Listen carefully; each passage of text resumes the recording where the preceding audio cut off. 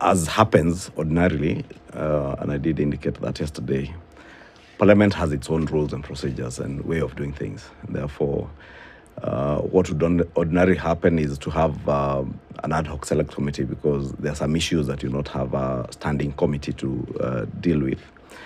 And it's been done in the past through select committees, ad hoc select committees, and I probably would be thinking that is the route we will take, establish an ad hoc or ad hoc committees to deal with each of the issues, or one committee that can deal with the issues that are there. And when that time comes, then we'll just get to nominate members, and with the approval of the House, they begin their work. So the issues you're saying include the issues that the president himself had raised. That's with the memorandum to the speakers, and then the issues that Azimio has been raising in the protests. Those are very many issues. The issues the president had raised in his memorandum to the House are already before an ad hoc select committee, which has already begun its work. The National Assembly did nominate a committee, and the Senate also did, and that committee already has begun its work. I think they've held 2 meetings now, either 2 or 3 meetings. So that's already work that's ongoing. The other issue is now the one the president raised on the constitution of IEBC, the panel. You remember that panel was established following an amendment to the IEBC Amendment Act, following a court ruling. And I don't know if it's Wanjiru who went to court. Not on that one. Yeah, missed that one. Yes. I don't know how Wanjiru missed that one. Imagine. Must be Omtata or someone else. So somebody went to court when this act was enacted last year, but one. With the argument that the Parliamentary Service Commission cannot rightfully nominate 4 nominees out of the 7. And the court agreed with them and said the particular clause that gave the Parliamentary Service Commission 4 panelists was unconstitutional. And therefore, what we did in this 13th Parliament was basically to just amend the Act to reduce the number of nominees that were being nominated by the Parliamentary Service Commission to 2, and gave 1 position to the Political Parties Liaison Committee and 1 to the Public Service Commission. And when that was passed in Parliament, the President assented into law, and that is a process that the panel you see working now has been following.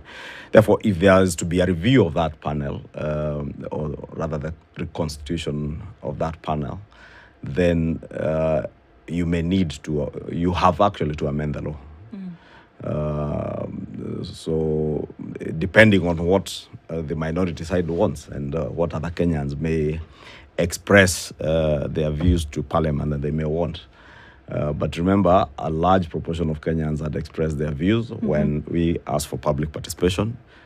And that's how the law came to be enacted. Mheshimiwa, there's what the president suggested, there's what he said, and then there's also the stance that was taken prior to that. Things have changed in the last 24 to 48 hours, clearly. Is this new move, some of the things that you mentioned, of course, were already in play, as you've mentioned here, in terms of the act, but there's a general different feeling, different climate over the last 48, 24 hours. Is this new move welcome?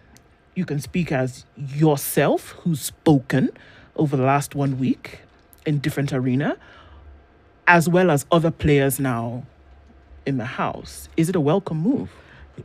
Of course.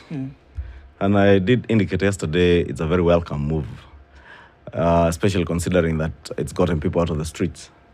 And for many of us, remember, it had been our position that there are avenues where you should engage ordinarily. And as leaders, we should engage on matters that are of concern to the people that we represent in Parliament. And the fact that there's been a climb down and people have now agreed that we can sit together and resolve the issues that may be of concern to Kenyans, including the cost of living.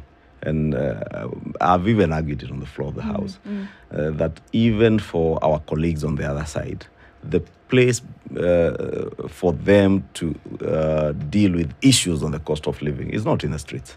It's on the floor of parliament. That is where, if you have a problem with the cost of commodities because as a result of taxation, then you can raise those issues, but you cannot deal with taxation issues in the streets. That is where, if you have issues that have concerned to you in terms of the subsidies program that we have under the current regime in subsidizing production instead of subsidizing consumption, the place to come, debate, and give better ideas to the government of the day is parliament, not in the streets. And therefore is a welcome thing.